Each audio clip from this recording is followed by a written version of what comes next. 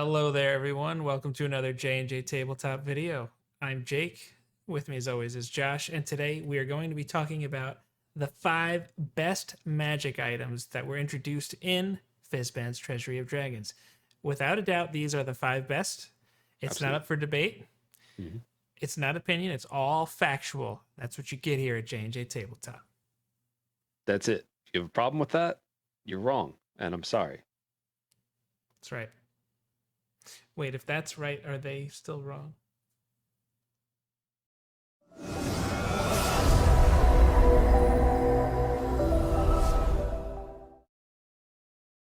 So, like Jake said, we have this list that we have together here of some of our favorite items, and we're going to talk about those. And stay tuned because maybe your favorite new magic item is going to be one of our favorite magic items, too. Starting off at the top of the list, we have the Dragonhide Belt, which I'm always happy to see something that, you know, after it has its short description up top also says requires attunement by a monk, because you don't see enough of that.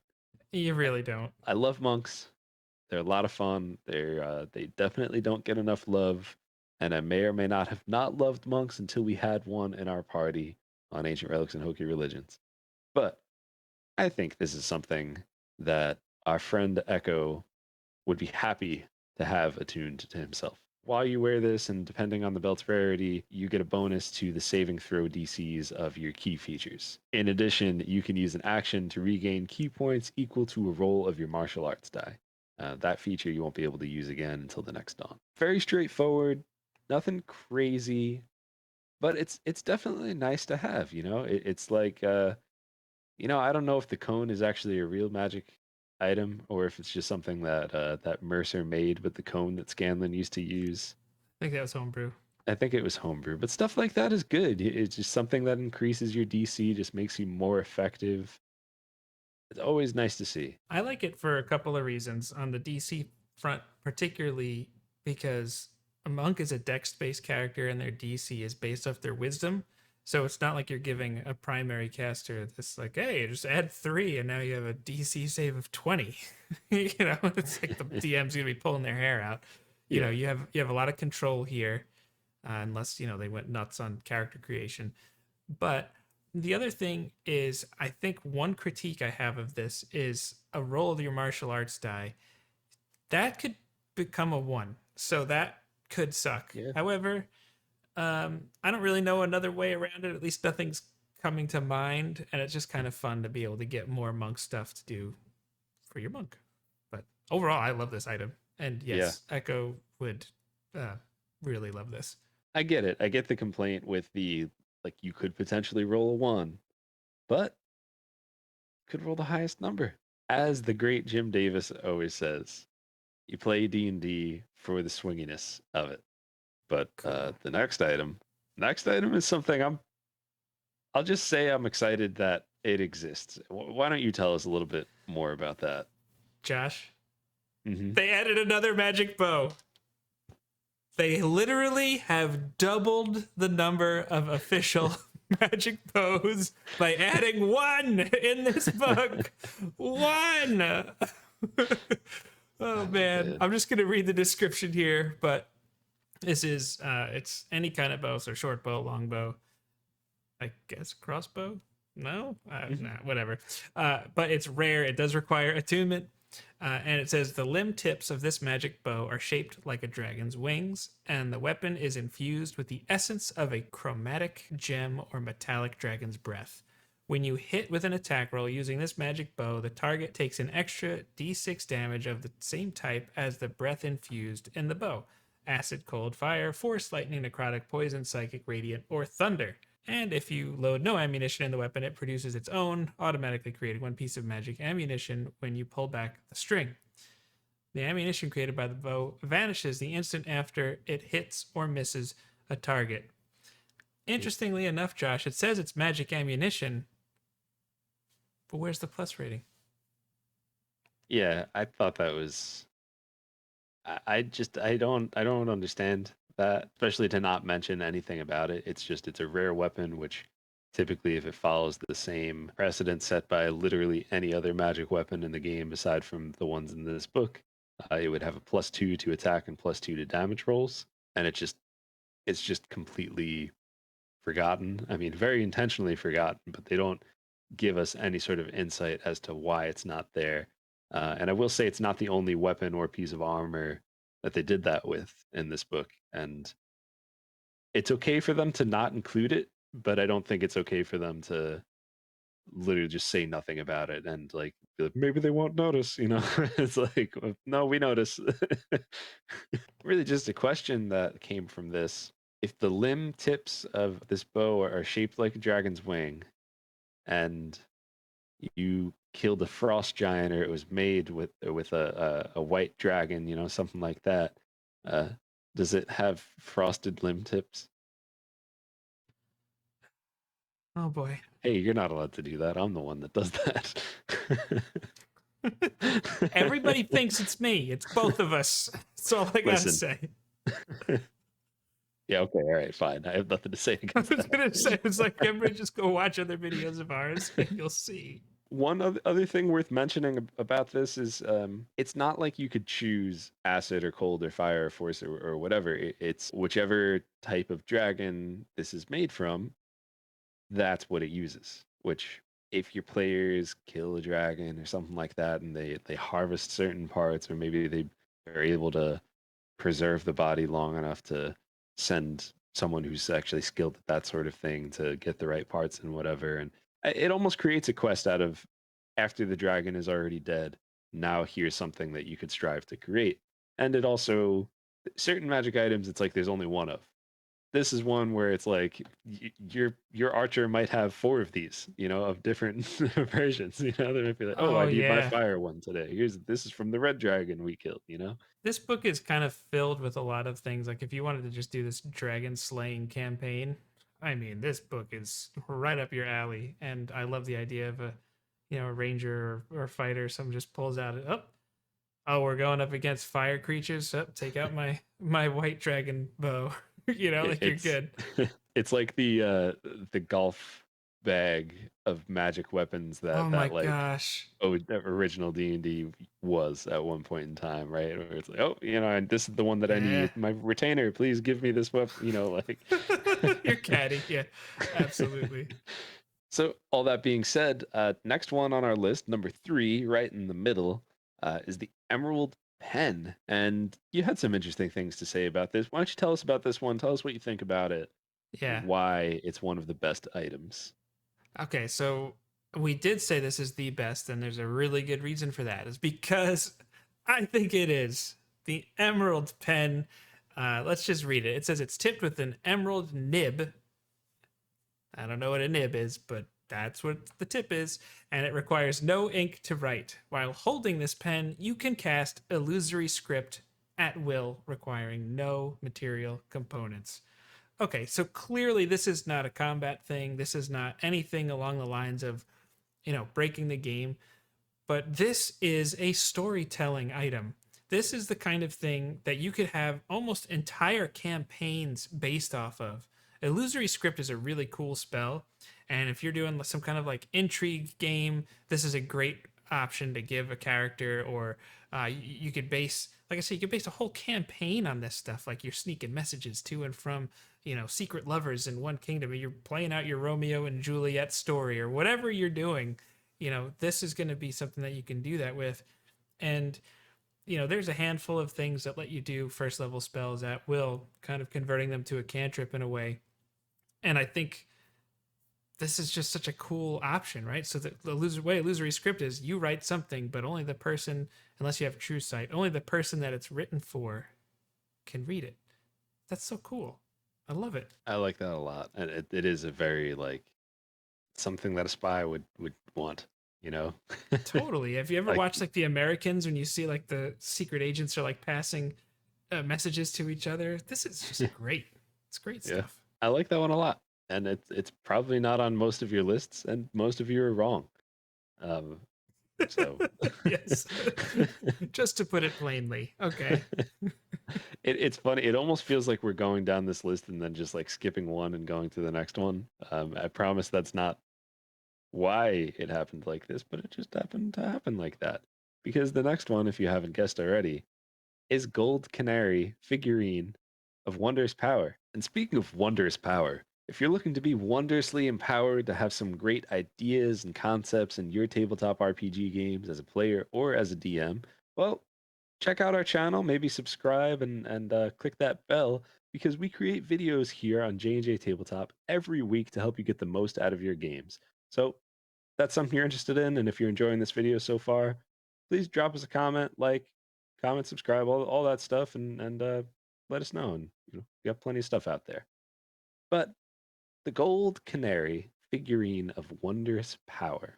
I love this one. Some pretty cool stuff on this one. It's got two options in it, but it also has really nice lore into it. So this is a wondrous item as given in the title. It is also legendary, which is just like, wait a second, really?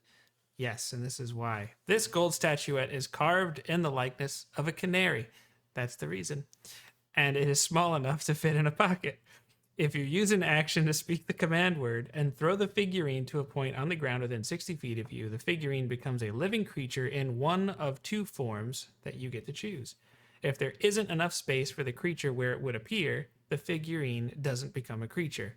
And the two forms are as follows. You get a giant canary form, and then maybe you get like a gold dragon for a friend, which is kind of incredible. So like the giant canary, the giant canary has a flying speed of 60 feet, and it's large. Josh, it's a large canary. This is like the Final Fantasy, like chocobo, Oh, wow. however you want to like think about it. This is, you're just hopping on there, get your little music. And now you're flying around the world and you're just loving life like on this gold canary. Ostrich-sized canary. I mean, the thing about a large canary is, like, think about this in game terms. It is a larger category than most of your player characters. Exactly. The overwhelming majority of your player characters are going to be big. medium or smaller. Yeah. And this is large. It's like just 12-foot canary that I just ride around when I need to. Oh yeah, and it can do it for 8 hours. So think about that. And then of course there's obvious great combat uses for having a gold dragon for a friend. So, and it's an adult. It's not like it's a young gold dragon or like a wormling. This is a serious item. But the lore part that gets me excited is if you're familiar with Bahamut, he is often seen with gold canaries flying around, and each of those canaries is actually a gold dragon. So I just love how they kind of tied all of that together to make this just feel like, hey, yeah, it just fits from top to bottom. I love it. Thinking about how to use a strategy of like, well, I could summon a adult gold dragon, but only if I'm missing half my hit points. Like, are you gonna go into battle intentionally with like 75% of your HP or 50% of your like, like, are you? I feel like this is just in case of emergency break glass. Probably, but it could also be the plant. Especially if you play a character like Mercer's blood thing, whatever, the Oh, one the I'm talking blood about. hunter, yes. Where If you're you're just dealing like, damage to yourself to gain if you're powers. like, let me do that, let me do that again, let me do that again, let me do that again, and just like suddenly you have like, minus half of your hit points worth of these blood rights, and I'm sure there's a limit to how many of those you could do. I don't remember how that works. You could Yeah. educate me in the comments if you know. But I mean, just buff the crap out of yourself, summon an adult gold dragon, and then go to work. Yep. So then, Josh, this was an item you brought to my attention, and that is the Sapphire Buckler. Why is this one of your favorites? I like magic bows and I like magic shields. Like they're two things that you don't always think of. Like I know that like the swords, the wands, and that kind of stuff. Those are the like They're sexier sexy. items. Yeah. So this is a shield that is made from a sapphire dragon scale, and it's created to aid in rooting out the influence of aberrations. So aberrations, right? They usually do some sort of like mind damage, that kind of They're thing. awesome. When you take damage from a creature that's within 5 feet of you, you could use your reaction to deal 2d6 thunder damage to that creature. And that is just, I think you said it best when you said, I love dealing damage to an enemy when it's their turn. It's one of the best feelings. It's like, I'm not supposed to do this. Yeah, You're supposed to be dealing damage. But let me hit you with that Uno reverse card. You know, absolutely. It's if you it's think like about when it, it's like the ultimate action economy cheese. that's the best thing in the game. If you get to manipulate the action economy, that's you know, someone tries to hit you and you say, no, you. What more Au could you ask contraire, for? mon frere. I say, what more could you ask for?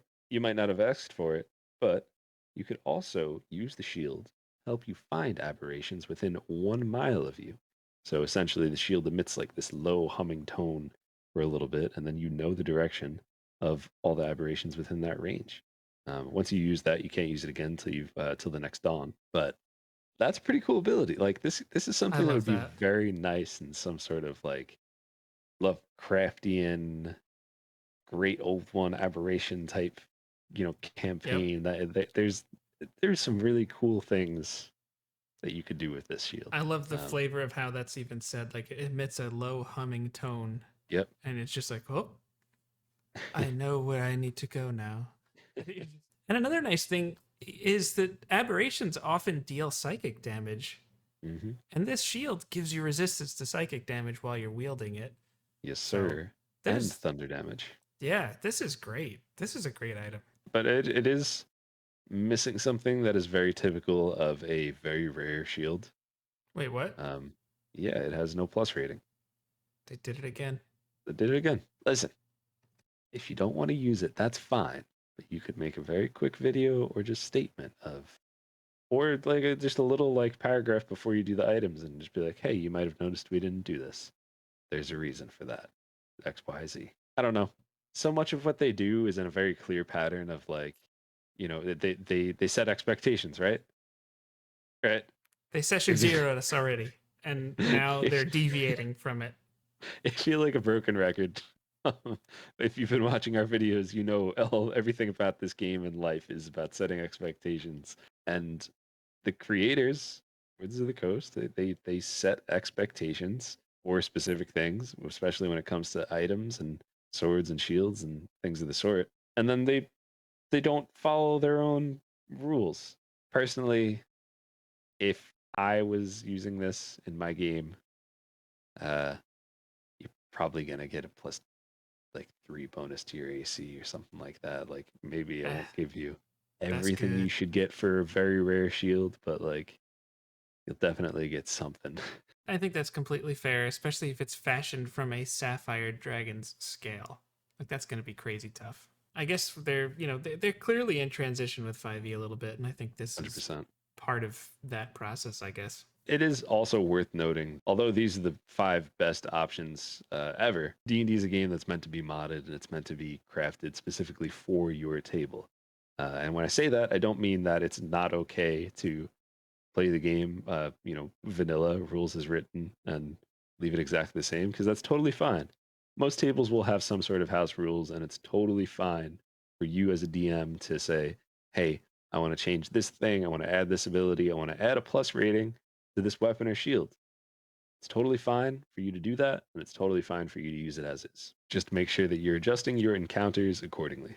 So those are the 5 magic items in Fizban's Treasury of Dragons that we believe are the best. If you disagree with us, I guess you could let us know about it in the comment section if you really want to, but just try not to say it's the best because we have very fragile egos and we want to feel good about ourselves. And also, tell us what you thought about the items we chose. Did you think of anything differently, or maybe did something stand out to you the way we said it? Whatever the case may be, we want to hear from you.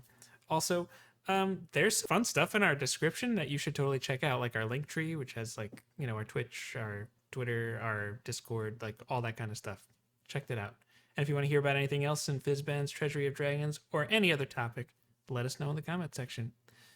So thank you so much for watching. We appreciate you very much, and we hope you have a very wonderful day or night. And we'll see you next time. This It's, one, it's got two options in it, but it also has really nice lore into it, it which gets me does. excited. Yeah, I love lore. Just I just love it. It's great, you know. Just the lore. It's always good stuff, you know.